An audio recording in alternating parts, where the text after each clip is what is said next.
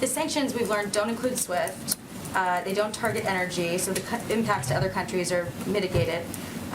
You guys have attributed this cyber attack to Russia, and you're warning that the prospect of war is, or peace rather, is pretty dim.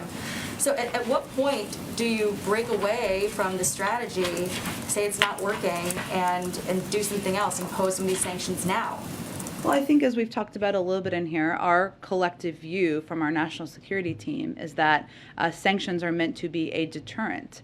They are not. If you put all of the sanctions in place now, what is stopping them from invading? Are they working? Well, again, Jackie, I think that's our assessment from the national security team, and that we will continue to implement that strategy. You're waiting for people To die before implementing them in that case. I think, Jackie, that's in no way a fair statement or accusation, I guess, if that's what that is. What we have done and what the president has done is unite countries around the world on a strong package that will be crippling to the Russian economy.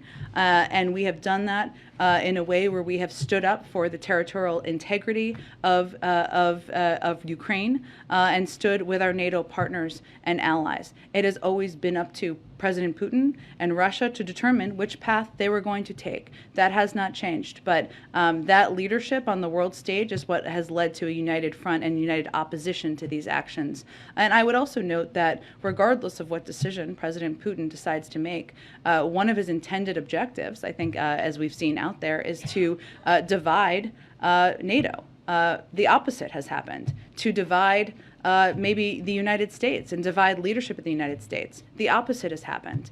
So if that was his objective, he's already not achieving that. Go ahead, Patsy. A question on Iran.